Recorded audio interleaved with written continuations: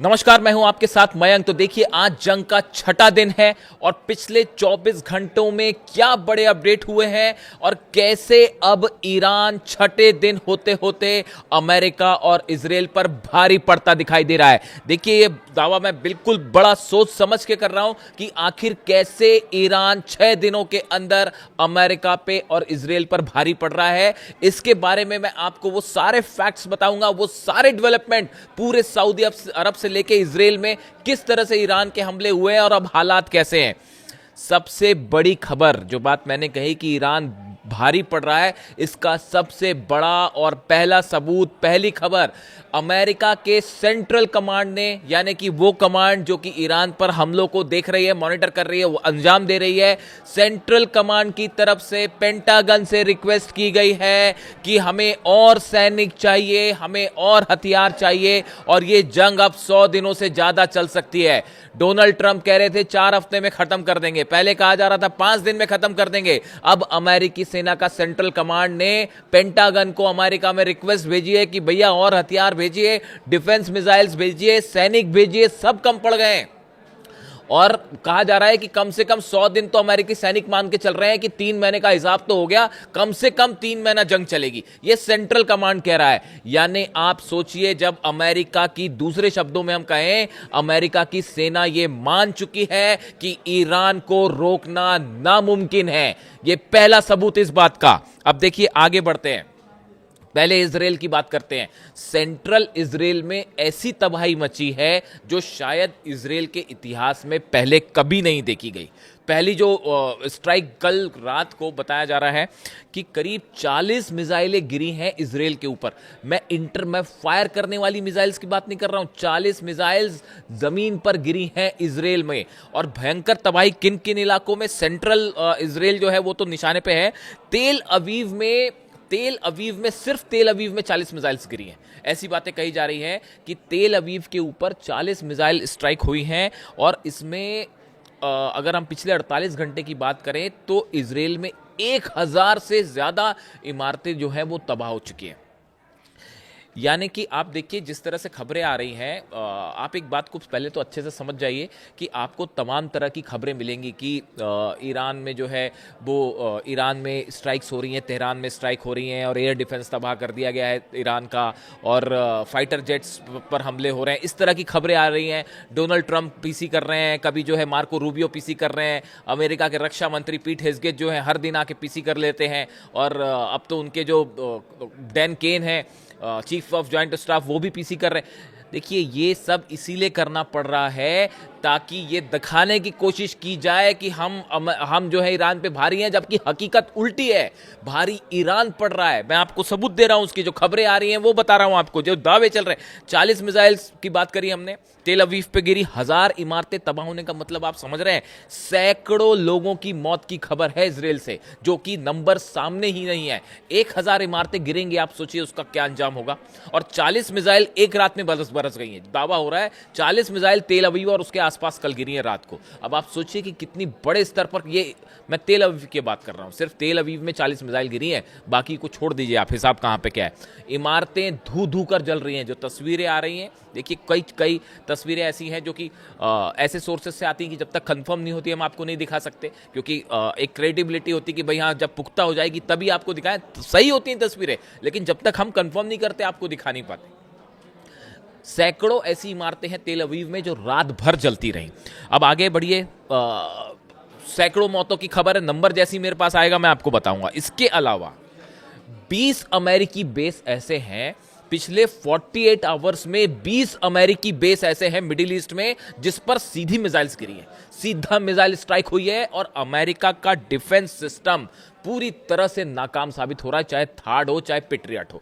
हकीकत यह है कि अमेरिका के एक मिसाइल एक्सपर्ट है, मैं उनका बयान देख रहा था, उन्होंने ये कह दिया है, अमेरिकन फोर्सेस को बोल दिया है कि ईरान की हाइपरसोनिक मिसाइल्स को नहीं रोका जा सकता। अब 10,000 से 11,000 किलोमीटर प्रति घंटे की रफ्तार से अगर कोई मिसाइल गिर रही है तो उसको रोकना तो वैसे ही असंभव है। और वो उनकी तरफ से कह दिया गया है, मान के चल गए हैं वो, जिस तरह से मिसाइल्स गिरी, कि ईरान की मिसाइल्स को अमेरिका नहीं रोक सकता।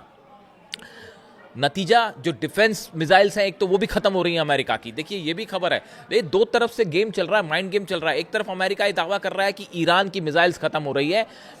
ईरान ने एक बड़ा प्लान तैयार किया है, कब कितनी मिसाइल फायर करनी है, कितना गैप देना है, कहां ड्रोन्स फायर करने हैं, कैसे इंटरसेप्टर मिसाइल्स खत्म करनी है। एक बड़ी स्ट्रेटजी होती है ये, ईरान की एक बड़ी स्ट्रेटजी रहती है कि भाई हम पहले ड्रोन्स और अपनी हल्की मिसाइल्स फायर करें ताकि इजराइल के और अमेरिका की जो इंटरसेप्टर है, हार्ड मिसाइल्स हैं, पेट्रियट हैं, ये खत्म हो। अरबों डॉलर्स की आती है मिसाइल्स, बहुत ही महंगी होती हैं जो थर्ड सिस्टम होता है, और इसकी एक मिसाइल मतलब करोड़ों का चूना। तो देखिए ये मिसाइल्स खत्म करने का एक प्रोसेस है जो कि इजराइल में ऑलरेडी बोला जा रहा है कि सिस्टम खत्म होने शुरू हो गए हैं। जैसे 12 दिन की जंग थी, इतनी मिसाइल्स बरसा दी गई हैं 6 दिनों के अंदर। आज 6ठा दिन है कि इजराइल का अभी से डिफेंस सिस्टम जो है वो गड़बड़ाने लग गया है। उसी का नतीजा है जो 40 मिसाइल्स गिरी हैं। अब आप देखिए कि ये उन्होंने कह दिया है कि मिसाइल्स रोकना मुश्किल है, एक्सपर्ट हैं अमेरिका के। इसके अलावा देखिए बहरीन में कल 4 मिसाइल्स गिरी हैं। अब मैं थोड़ा जल्दी जल्दी आपको बता रहा हूं क्योंकि लंबी फेहरिस्त है, ईरान ने जो नुकसान पहुंचाया है ना उसकी लंबी लिस्ट है, तो मैं जल्दी जल्दी बोलता हूं, आप बस ध्यान से सुनते जाइए। कल 4 मिसाइल्स गिरी हैं बहरीन में, क्लस्टर बॉम्ब्स उसमें लगे हुए थे, और राजधानी मनामा जो है वो धुआं धुआं हो रखी है। बहरीन उन देशों में शामिल है जहां पे अमेरिकी जेट्स उतर रहे थे, अमेरिकी थार्ड सिस्टम्स उतर रहे थे, अमेरिकी अवाक्स उतर रहे थे। अब ईरान ने उसका ऐसा निपटारा किया है कि वहां पे जो है हालत खराब हो गई है। और 4 मिसाइल्स कल की कल गिरी हैं और सब में क्लस्टर बॉम्ब लगे थे, मतलब एक मिसाइल पड़ी और कई जगह पे जो है वो आग लगी और तबाही मची। इसके अलावा आगे बढ़िए, सैटेलाइट कम्युनिकेशन बहरीन का तबाह हो गया है, उसके ठीक ऊपर मिसाइल गिरी है। कम्युनिकेशन सिस्टम अगर तबाह हो जाए तो आपका पूरा कोऑर्डिनेशन एरिया में फेल हो जाता है। उसके ठीक ऊपर बहरीन में जो है वो ईरानी मिसाइल गिरी है। आगे बढ़िए, कतर में अर्ली वार्निंग रडार सिस्टम जो है पूरी तरह से तबाह है। 12 दिन की जंग हुई थी तब भी ये सिस्टम पर अटैक किया था ईरान ने, और एक बार फिर कतर में जो अर्ली वार्निंग एडवांस सिस्टम कहलाता है, ये वो सिस्टम है जो कि ये बताता है कि ईरान की मिसाइल्स आ रही हैं, ईरान के ड्रोन्स आ रहे हैं, ईरान का फाइटर जेट आ रहा है या अमेरिकी फाइटर जेट, पूरा कोऑर्डिनेशन करता है ये रडार अर्ली वार्निंग सिस्टम। इसके आधार पर ही इंटरसेप्शन होते हैं और बड़ा मिसाइल प्रोग्राम अमेरिका का चलता है। कतर में इसको मिसाइल से तबाह कर दिया गया है। इस रडार की तस्वीरें भी आपने देखी होंगी सोशल मीडिया पे, सीधा इस रडार के ऊपर मिसाइल गिरी है। अब आप देखिए, आप जब कतर में इतने आपके थार्ड लगे हुए हैं, कतर में कितने थार्ड सिस्टम लगे हुए हैं, उसके बावजूद रडार सिस्टम को नहीं बचा पाया अमेरिका। अगली खबर की तरफ आगे बढ़ते हैं। यूएई में थार्ड सिस्टम तबाह हो गया है। यह भी बताया जा रहा है कि यूएई में जो दुबई और अबू धाबी को बचाने के लिए जो अलग अलग थार्ड सिस्टम लगे हैं, उसमें से एक थार्ड सिस्टम जो है वो पूरी तरह मिसाइल अटैक में तबाह हुआ है। आगे बढ़िए, कल पहला मौका ऐसा था जब तुर्की पर मिसाइल तानी गई, तुर्की पर मिसाइल फायर की गई, उसको इंटरसेप्ट किया, लेकिन तुर्की पर मिसाइल फायर करना अपने आप में एक चैलेंज था। हालांकि तुर्की ने फिर विदेश मंत्री से बात भी की ईरान के।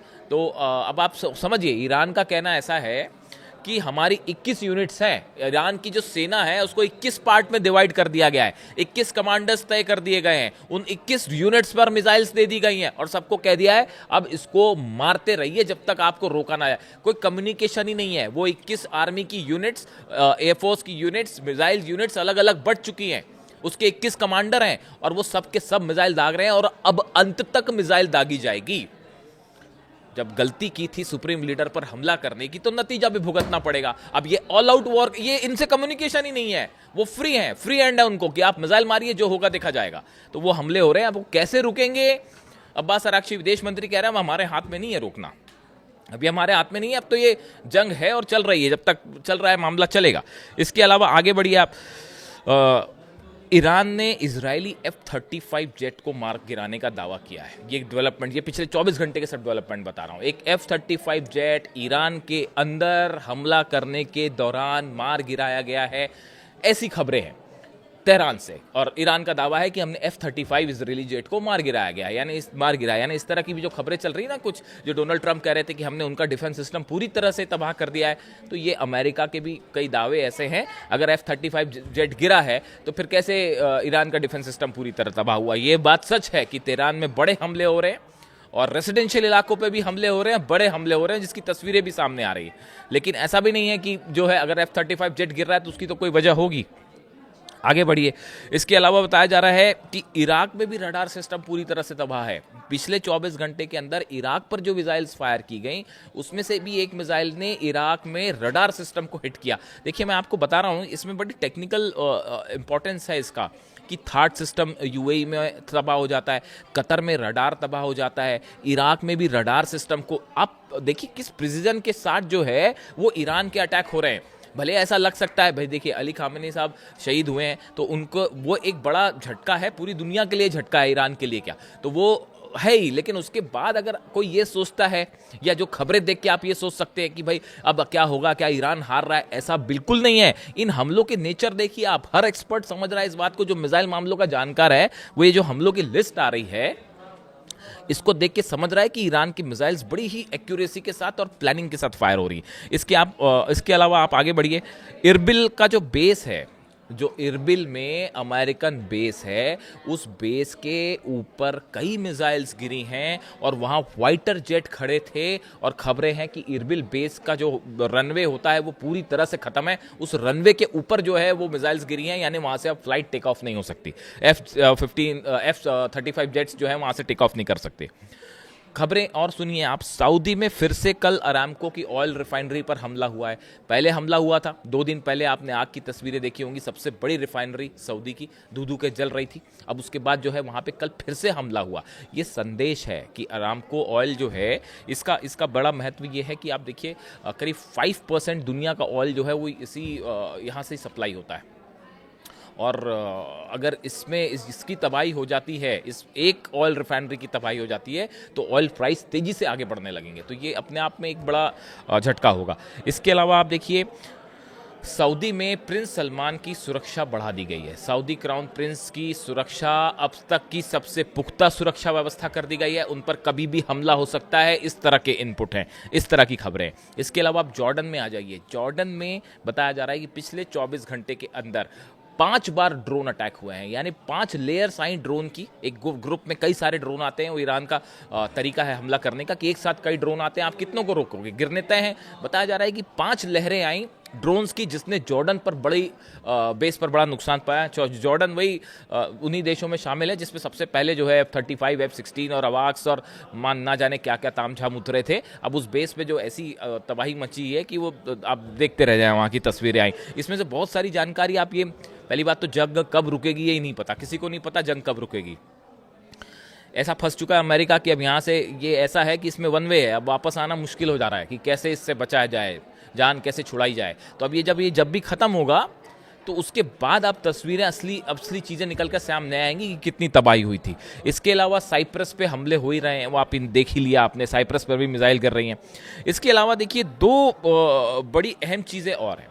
एक खबर की आपने बड़ी चर्चा सुनी होगी कि ईरान में ग्राउंड ऑपरेशन होने जा रहा है, कुर्द लड़ाकों की भी बात आ रही है कि वो बेस से कुछ इराक वाला जो बॉर्डर है उससे कुछ कुर्द लड़ाके अंदर आए। देखिए अभी ये ऐसी, इसमें तमाम खबरें ऐसी हैं जिनके बारे में अभी पुख्ता तौर पर कोई जानकारी नहीं है।